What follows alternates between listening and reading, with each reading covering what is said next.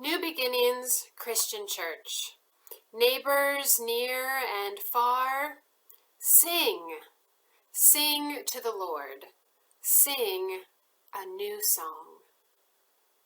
Hearing and receiving the words of Psalm 96, my message today could be sung. My gift to you is not singing. Please pray with me. God of song and God of silence, may our words, our groanings, our actions, and silence honor you. May we distinguish faithfully when to listen and when to speak.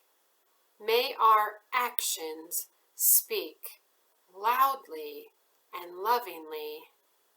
Amen. I'm not musically inclined. Already noted, I can't sing, can't play an instrument, but I certainly make a joyful noise. It's a joy to be with you today, even in this most unique virtual way. In the middle of a 21-day equity challenge, someone dropped that information in the chat. Drop that the equity challenge from the United Way of Central Iowa is this powerful opportunity to develop a deeper understanding of how inequity and racism affect our lives and our community. I'm proud to be from Iowa. In the middle of this equity challenge, Psalm 96 is full of challenge. We are called to sing, bless, tell, declare, ascribe, and worship. Proclamation is at the heart of it. And so, what are we proclaiming? To and with whom? Nancy Kester is an adjunct professor at Augsburg College in Minneapolis, Minnesota. Nancy says, God's reign gets spectators involved and awakens sleepers. My hope is that the Equity Challenge, my reflections, Psalm 96, and all of our sacred scriptures, my hope is that spectators get involved and sleepers awaken. We can no longer watch, listen, and learn. It's time to act. We must act upon that which we profess. Psalm 96 is motivational in this way. The invitations of this psalm are to action. Think, consider, believe, imagine? No. Well, yes, and then sing, bless, tell, declare, ascribe, worship. These are action words, calls to action. Psalm 96 calls us to action. Psalm 96 isn't emphasized explicitly in the mission and ministry of the Disciples LGBTQ Alliance, AllianceQ, but I am awakened to the connections. Representing the mission and ministry of the Alliance, let me articulate that open and affirming ministry prompts a way of living. We at AllianceQ are glad to recognize the 7-year anniversary of New Beginnings as open and affirming. We at AllianceQ are glad to equip other faith communities for the welcoming journey. With more than 210 open and affirming ministries It is our deepest conviction to hear you, New Beginnings, to hear you and others sing a song of welcome. Not just use the song title. Hear me, friends. Your identity as open and affirming, it requires proclamation. Proclamation requires loud and loving gestures. Sing, sing, sing. Bless, tell, declare. This welcome is a biblical mandate. The public face of the church is too often one of unwelcome, and no one will know New Beginnings or your church. No one will know you are different unless your welcome is proclaimed openly. We have to say it because come on in, it'll be fine does not cut it for marginalized communities that have been hurt by the church repeatedly and systemically. Especially when we gather virtually, we can share a message of welcome with individuals who may not step into our sanctuaries. We must say it and live it. Open and affirming ministry expands much beyond the welcome of those who are LGBTQ+. As the Equity Challenge integrates race, bias, privilege, culture, housing, immigrants and refugees, disability, healthcare, education, and more, so open and affirming ministry integrates the wholeness of our holy selves and communities. We will not be whole until the wholeness of our holy selves is embraced. We must loudly and lovingly proclaim welcome. A loud proclamation can be, must be, a loving gesture. One that is heard not by what we speak or how loud we shout,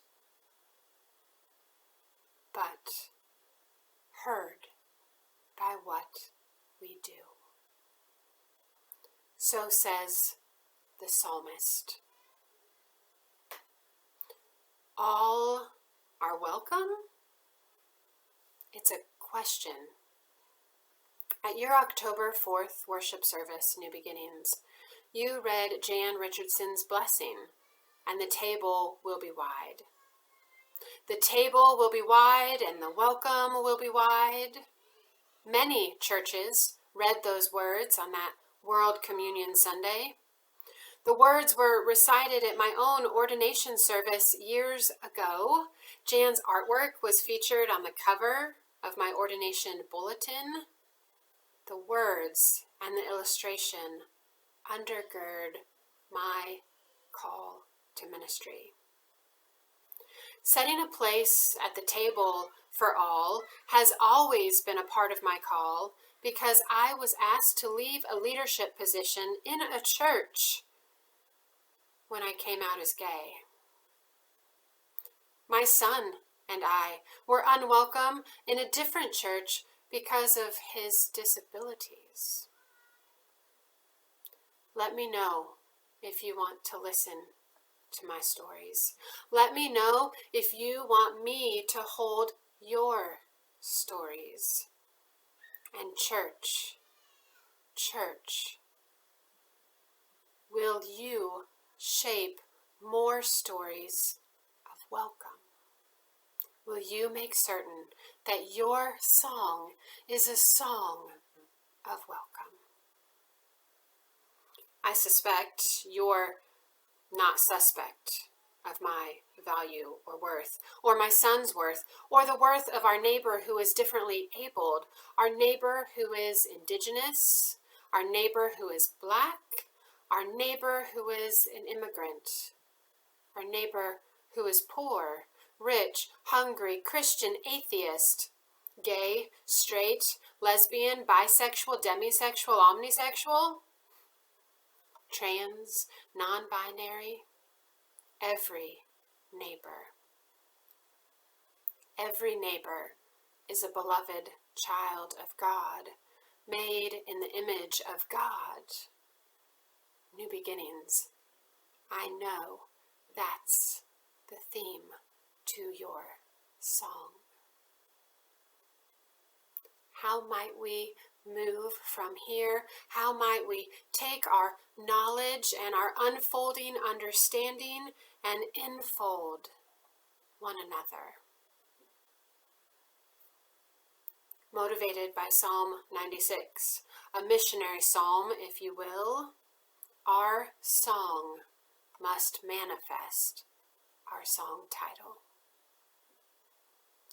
Specific to the welcome of those of us who are LGBTQ+, here are some ways your song can manifest your song title.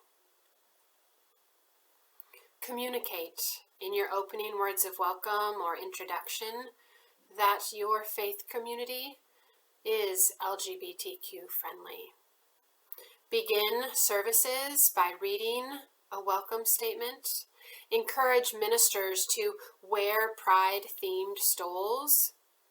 Include LGBTQ+ affirming symbols in your worship spaces or in your videos or your slides. Pray. Pray for LGBTQ+ people who are at home in an environment that might not be the most affirming or safe. Pray for homeless LGBTQ+ youth who can't self-isolate. Pray for LGBTQ+ people with undertreated medical conditions or less access to affirming medical care that make them more susceptible to COVID.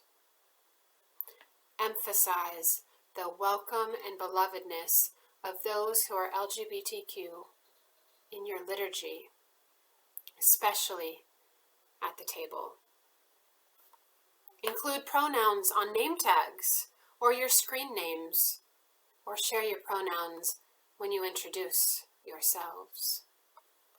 Incorporate LGBTQ+ voices in leadership. Pay attention.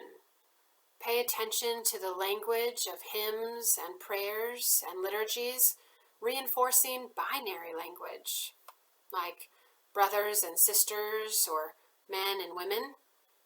You might try siblings or people. Consider what messages are communicated implicitly. Offer gender-inclusive bathrooms in your building.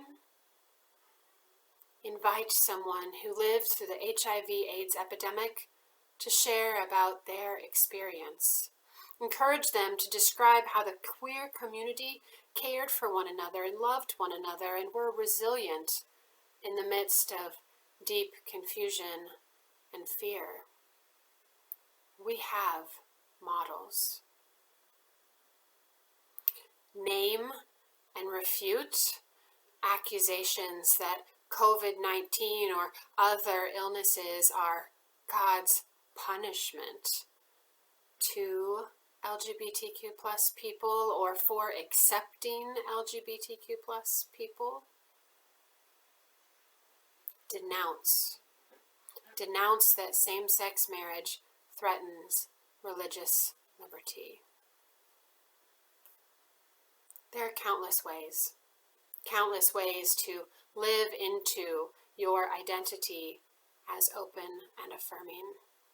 There are countless milestones to be reached in any community to welcome, include, and advocate for LGBTQ plus people and their families and other marginalized communities. These milestones will be reached through ongoing education, the equity challenge, and relationship building as we shape space and make space for all at God's banquet table. This holy work of welcome, it's a lifelong journey for everyone.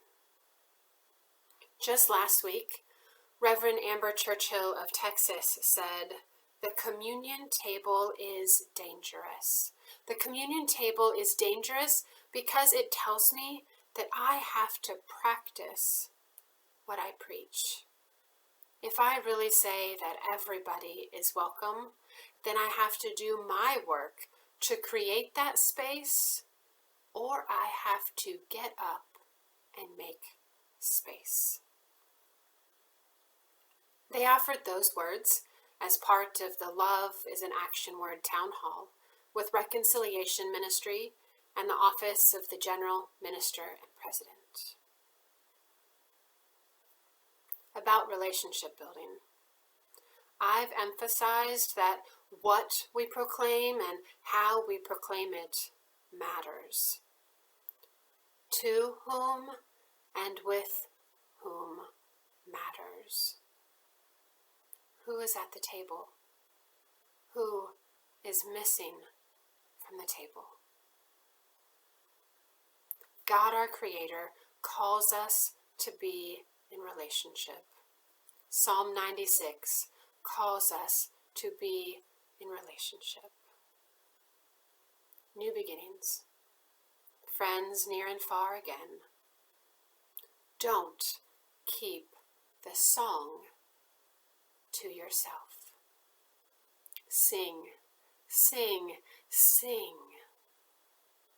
Sing loud. Sing lovingly. Amen.